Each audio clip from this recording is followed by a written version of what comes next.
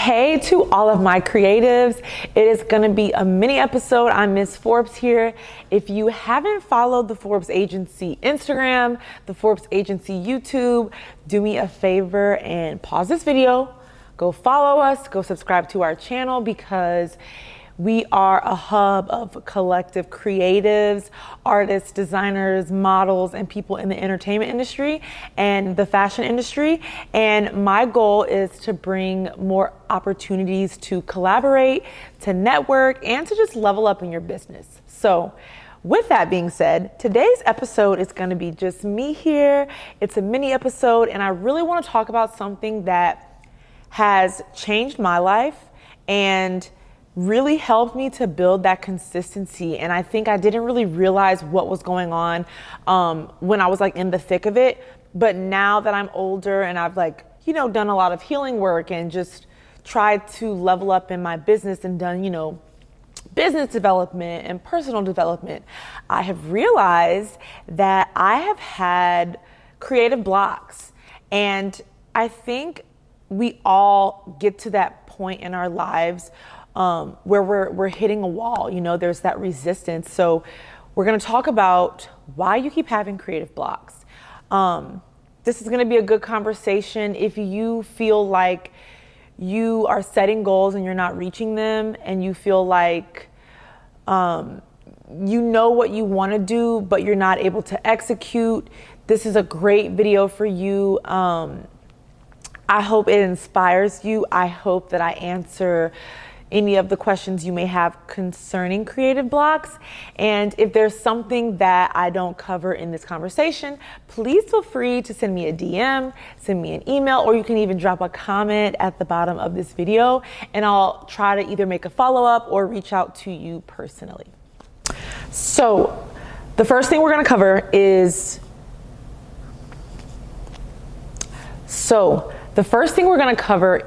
what is a creative block, right? There's many different ways to put this, but what a creative block is, it can be a number of things. You're hitting a wall, you're feeling overwhelmed, you're feeling uninspired, unmotivated, you have burnout, you are stagnant, maybe financially, you're stagnant in your ideas, meaning you're not producing artwork, or you're not producing whatever it is in your business, whatever your niche is, you're not coming up with innovation ideas. Another creative block is repetitiveness. You're basically doing the same thing over and over, and it's starting to show maybe in your sales or your engagement, and people are getting bored and they're not getting the same amount of substance because, like I said, it's that repetitiveness. These are all ways that we experience creative block. And I think finances is something that can show you if maybe, you need to change something or you are experiencing a block. And yeah, that's basically, in my opinion, what a creative block is. And why this is important: if you are a creative entrepreneur, you are obviously not running an essential business. So if you don't run a restaurant, we always get hungry, right? People are going to always go get food. People are going to always need a lawyer. They're going to always need, so there's certain industries that no matter what, really, people need them at some point or another. And creative entrepreneurs, creative businesses, most times are either a luxury or are either, super niched to a specific interest that someone may have. And so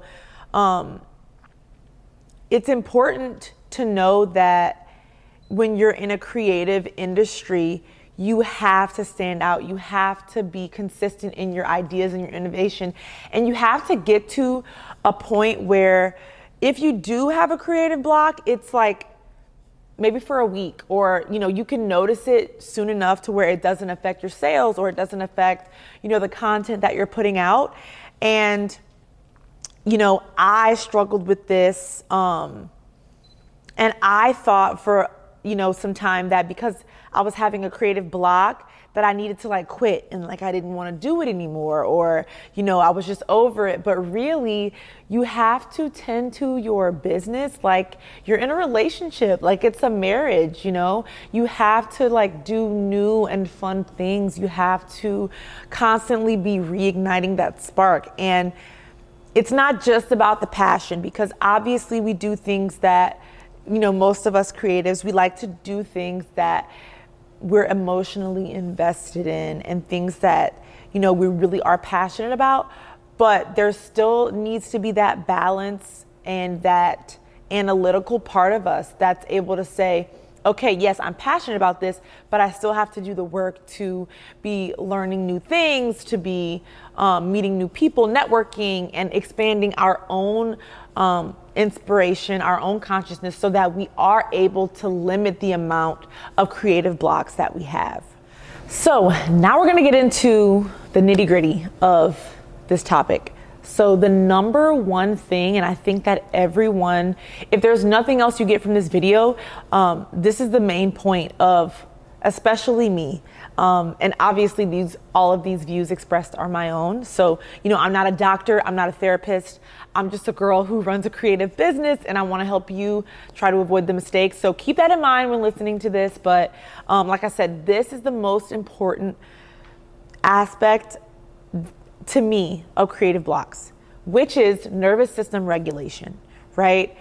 And what I mean by that is, how is your nervous system? Like, do you feel like you're in fight or flight all the time? Are you in environments with people that you don't trust, or that you feel like don't understand or see you, or are maybe judging you or overly critical of you?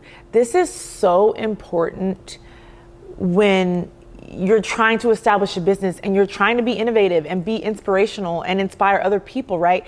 You have to be regulated. You have to feel safe in your environment, and you have to be in the space to receive, that inspiration, to receive, creative ideas. Because if you're, in fight or flight, I had a long time in my journey where, my business was growing, but I had unresolved trauma. I had like issues that I needed to deal with, and I was getting burnout quicker. I was taking things out on people that I worked with. Never, too over the top, but, in hindsight, after doing a lot of growth, I can pinpoint specific times when I was working and I know that I was in an unregulated state. And when we're unregulated, we can't really even process information the same way. We don't interact with people the same way. Our emotions, are up and down. So it's very imperative that, no matter what your circumstance is, you can use it to your advantage. But you do need to set boundaries around people, if you are in environments that you don't feel safe and you don't feel seen and heard. You need to make sure that you develop times and places, even if you go to the library, that you can focus on your talents. You have to set time apart from all of the other roles in your life so you can actually sit down and quiet your mind and be in a regulated state to where you can really conjure up that energy of what you're passionate about. And that's where the ideas come from, and it's one thing to look at people. We can get inspiration from other people, but the golden ticket is your own ideas. You can cherry pick, obviously, things from other people and people that inspire you. However, what's going to make your business, specifically and authentically you is like your specific ideas, and you have to be regulated. So that's number one, nervous system regulation. And the last thing I want to add about nervous system regulation, I think there is a myth. People think that they need to spend thousands of dollars on therapy, self-development programs, coaching programs. I think that there's a timeline, and start where you are. If you can't hire a therapist or a coach or whatever, YouTube University, this video is free. I look at so much free content, and anyone that's in the personal development space, business development, there's always offerings. There's always free things. Go to the library, read books, and that is something that's so important. So don't let your finances or whatever your circumstances limit you or stop you from regulating. You can do it. You can find free resources. It's out there. And my heart goes out to you if you are struggling and you're looking at this and you know that you're creative and you know that you are destined for more. It's coming. I've been there. Trust me. Just put one foot in front of the other and set the intention. Now, the second thing that I think is definitely something that has hindered me and given me creative blocks is negative self-talk and imposter syndrome, right? Our inner critic. We can sometimes be our own worst enemy. Just put the content out, right? Just start. You have to start. It might be shitty. It might not be the best. There's so many excuses that we can give ourselves. But you have to start really paying attention to what you're telling yourself. You can do it. It doesn't matter if you get one like, it doesn't matter. None of that stuff matters, right? Because in creative entrepreneurship, most of us do things our own way because, we want to have autonomy over our schedule and our life, and we want to do things that make us happy. So if you don't believe in yourself and you don't make yourself happy, how are you going to expect that from your consumers, from your clients, from other people? Imposter syndrome is only as real as you make it. It doesn't exist. We have to start loving on ourselves, start having self-compassion for ourselves when we do make mistakes. Starting my podcast and getting back into my business after I went on a little hiatus, initially I could sense the imposter syndrome kind of setting in because it was new territory. Now there's TikTok, there's YouTube, there's Facebook, all of these.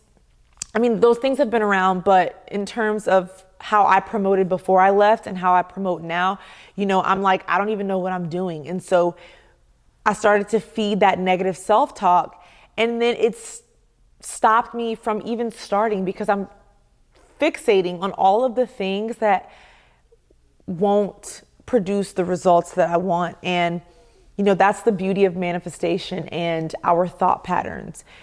If we're looking into the negative aspects of what will happen, we're going to find more. But the good thing about that is if we're doing the positive self-talk and we're looking into positive things and thinking, what if it goes great? We're going to start to see that more, in the people we work with, in our creativity and inspiration. And, it's really important how you talk to yourself. I know it's cheesy and it's cliche, but it works, right? Affirmations, meditation, journaling, all of that stuff actually works. And people keep talking about it because it actually works. So, think about that the next time you start doubting yourself or judging yourself. You have to show yourself the compassion, you have to show yourself grace. You're going to mess up, guys. Okay. We're human. When babies learn how to walk, they fall down, but it's life. So yeah, imposter syndrome is not real. Don't feed into it. And if you can take this out of the equation, I promise you, you will have less creative blocks. And the third thing that is giving you creative blocks is comparison. I personally think that I have been a victim to this, throughout my entire life, from my own trauma, from, not really getting that caretaking that I needed in my core years, right? And not feeling enough. And so many opportunities I had, I didn't, take advantage of because I was looking at other people's journey. And I think when we start looking at other people, we take the focus completely off of ourselves. So we're using all this brain space and all of this energy to look at other people and, kind of put ourselves in this victim role and take on that victimization of oh, why don't I have that? And, look at what this person is doing, or, I want this, et cetera, et cetera. And, you know, like I said, once you start feeding into a certain belief or a certain thought, you know, your ego and your brain are just going to produce more thoughts like that. So if you are having creative blocks, pay attention to the people that you're following on Instagram, the people that you're around. If you don't feel encouraged and inspired when you're looking at these people and you feel more like envious or judgment, unfollow them. And yes, sometimes we have to check ourselves, and we do have to, you know, have accountability, because we don't know how much work someone has put into, you know, their success. We look on social media these days and we can see people and it just looks like everything is so well put together, and it just isn't the truth. It's not the truth. You know, people aren't going to show you every tidbit of their life. So comparison is the thief of joy. That's like in the Bible. There's so many quotes I could think of right now, but you know, all in all, when you are trying to establish yourself as an entrepreneur, especially a creative entrepreneur, you are in your own lane. You know, you make art your way. You know, this is another cliche quote. No one is you, and that's your power. So comparing yourself, why would you even compare yourself to someone? Because like, that's the beauty. Like, you're not this person. You have your own unique, innate gifts that you were born with. And so tune into that, focus on that. And when you can do that and like stay tunnel vision on your strengths and even your weaknesses, you know, so you can hire help or, you know, seek mentorship or guidance in your weak areas, that will help you prevent creative blocks. So lastly, for me, the fourth thing that I think, all of these are equally important, but this is also super important too. Why you keep having creative blocks. And disclaimer, any advice that I give you guys, I have been through. So I don't want to come off super judgy or like I'm telling people, you know, who to be or what to do. I'm speaking from personal experience. But gossiping and judgment of others is going to hold you back. You know, down to like spirituality and quantum physics and just universal law. When you start speaking negatively about other people and what they're doing, you are literally blocking not only your creativity, but like your blessings, your abundance. Like, it's just so like outdated and childish, and like, it doesn't make you feel good. I think for me growing up, you know, a lot of times I would establish connection with people to talk about like drama, you know, and it's really a trauma bond. That's really a core wound, you know, deeper now in hindsight, looking back. People gossip about people because of their own insecurities. And it's really a projection. If you're constantly gossiping about people, constantly like pointing out other people's flaws, there's a deeper wound that really needs to be looked at, because how we treat others is a reflection of how we treat ourselves. So if you are highly critical of other people, that's an indication that you are probably that critical of yourselves, and that's going to stop you from doing anything. You know, that is going to have you just in this, because you're so judgmental of others, you don't want to do anything because then other people can judge you. That's like the mentality that you take on when you judge others. And how can you hold space for yourself and your business working with other people if you're like super judgmental of people, right? So like I said, this is not me trying to be judgmental. This is just me speaking from my own personal experience of being not necessarily a mean girl. I don't think I've ever been like a mean girl, like to someone's face, but I do think that like I definitely have had relationships in the past where the connection is just talking shit. And women, really any humans, but women especially, we can get catty, you know, our hormones, like we're like in the wild, like these wild felines, right? Like we can be like, girl, who does she think she's talking to, etc. But community is important, right? If there's someone that triggers you or someone that is doing something, whether it's in your industry that like annoys you or that you don't like, that could be a message from your internal guidance system to look at this. Like, hey, if I'm feeling like super annoyed, like maybe I should really try to unpack why. Or if I'm judging this person because of their choices on how they run their business or how much they share or how much they don't share, etc.